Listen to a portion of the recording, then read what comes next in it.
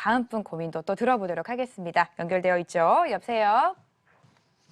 네, 여보세요? 네, 안녕하세요. 반갑습니다. 네, 반갑습니다. 네, 오늘 어떤 점이 가장 궁금하셔서 전화 주셨을까요? 네, 그렇습니다. 예, 저는 충북 청주에 네. 주택을 세 채 가지고 있는 50대 남성인데요. 네.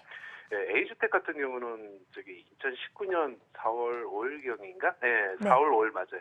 4월 5일에 사서 네. 지금 2년이 지난 2021년도 한 4월 6일경에 매도할 계획에 있고요. 네. B주택 같은 경우는 2019년 12월에 사서 2020년 5월에 매매할 예정이에요. 네.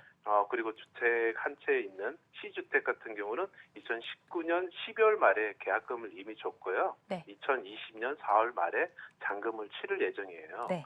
만약에 이 경우에 B주택을 매도하고 나면 네. 순차적으로 남은 A주택과 C주택 중에 A주택을 매도하고자 하는데요. 일시적 1세대 2주택 적용을 받을 수 있을지 상당히 궁금합니다. 알겠습니다. 지금 청주에 주택 3개를 보유하고 계신데 좀 차근차근 정리를 해보면 A주택은 2019년 작년이죠. 4월 5일에 등기를 해서 2년이 지나 2021년에 내년에 매도할 계획을 갖고 계시고 또 B주택은 다음 달이라고 하셨나요? 네네. 다음 달에 매도할 계획을 갖고 계시고 또 C주택 같은 경우에는 작년 말에 계약금을 거시고 네. 이번 4월 달에 또 등기를 할 예정이신 거죠. 네, 맞습니다. 그래서 B주택을 매도를 하면 A주택과 C주택이 남는데 일시적 2주택 적용이 어떻게 되는 건지가 좀 궁금하신 것 같아요. 네, 맞습니다. 알겠습니다. 바로 좀 전문가의 의견 들어보도록 하겠습니다. 받아주시죠. 네. 시청자님, 제가 듣다가 놓쳤어요. 그래서 집이 여러 개라서 하나씩 더 체크를 해야 될 것 같은데, 일단 청주라고 하셨잖아요.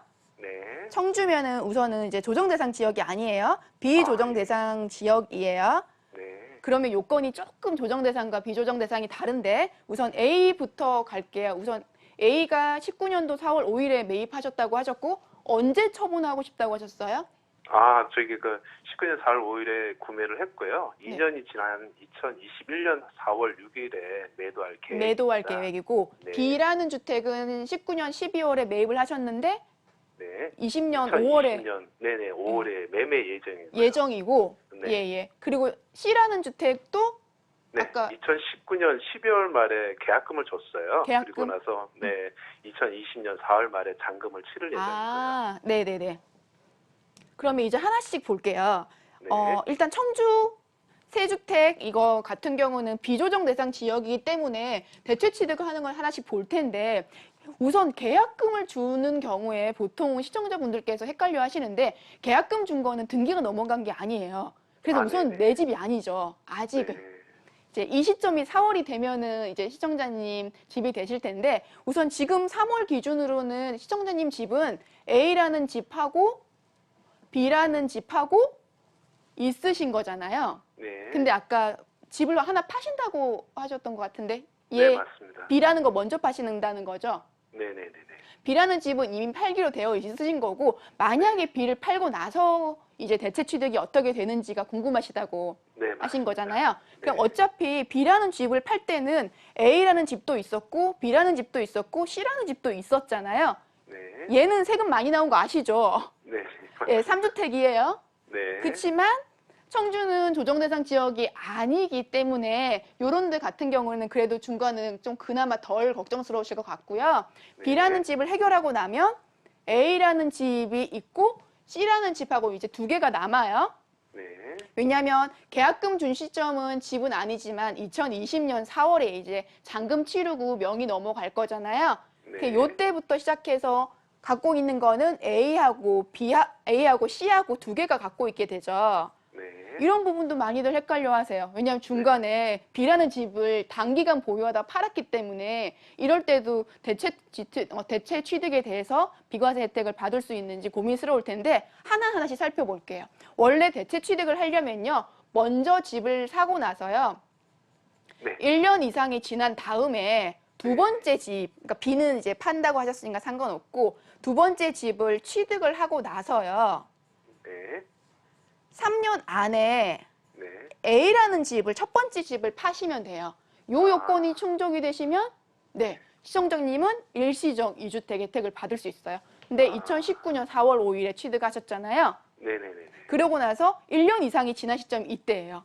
계약한 시점 아니고 네. 등기 넘어간 시점이 2020년 4월이잖아요. 1년 됐잖아요. 네. 1년이 된 시점부터 3년 안에 A라는 집을 팔게 되면 시청자님께서는 일시적 2주택으로 비과세 혜택을 받으실 수 있어요. 그러니까 시기만 잘 네. 체크하시면은 가능하실 것 같고요. 네. 이런 경우에도 혹시나 요것 때문에 걱정하신다거나 요 계약금 때문에 많이들 걱정하시는 분들이 있으세요.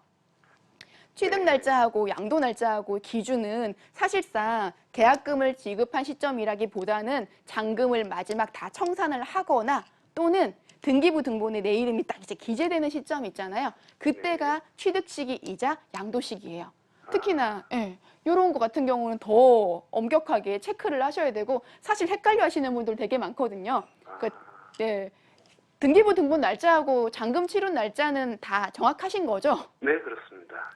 예. 제가 보통 상담을 하다 보면은 다르더라고요. 네. 잔금 치료 시점이랑 등기가 막 빨리 넘어가는 경우도 있고 늦게 넘어간 경우도 있고 이래서 헷갈리는 경우 있는데 시청자분 같은 경우는 그나마 비조정 대상 지역이라 가지고 3년 안에 하시면 되는데 사실 조정 대상 지역에 갖고 계신 분들은 조금 더 많이 고민이세요. 같이 설명을 드리면 조정 대상 지역은 법이 많이 바뀌어가지고 9.13 대책 이후에 취득하시는 분들은 3년이 아니라 2년 안에 원래 집을 팔아야지 비과세 혜택 받을 수 있어요.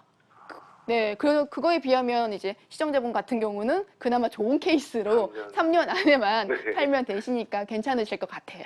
네, 아주 감사합니다. 네, 이렇게 내가 보유하고 있는 부동산 소재지가 조정 대상인지 비조정 대상인지에 따라서 세금도 확연히 달라지겠죠. 이렇게 구체적으로 정리 도와드렸습니다.